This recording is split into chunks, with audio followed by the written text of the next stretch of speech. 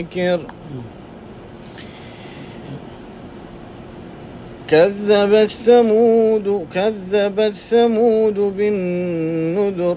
فقالوا أبشرا منا واحدا نتبعه إنا إذا لفي ضلال وسعر أألقي الذكر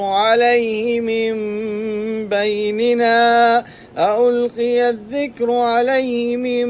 بيننا بل هو كذاب أشر سيعلمون غدا من الكذاب الأشر إنا مرسل الناقة فتنة لهم فارتقبهم واصطبر ونبئهم أن الماء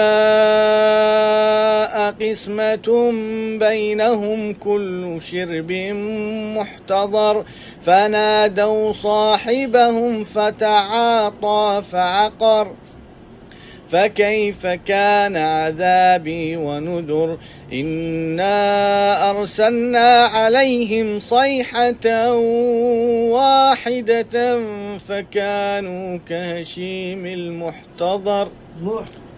فكانوا كهشيم المحتضر ولقد يسرنا القرآن للذكر فهل من مدكر كذبت قوم لوط بالنذر إنا أرسلنا عليهم حاصبا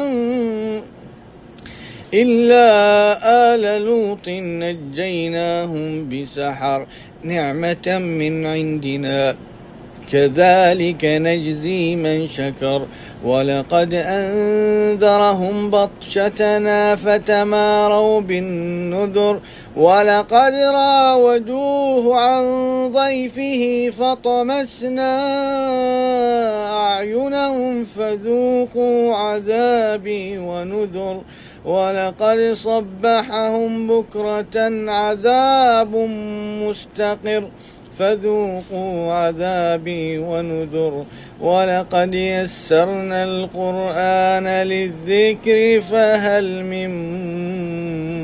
مدكر ولقد جاء آل فرعون النذر كذبوا بآياتنا كلها فأخذناهم أخذ عزيز مقتدر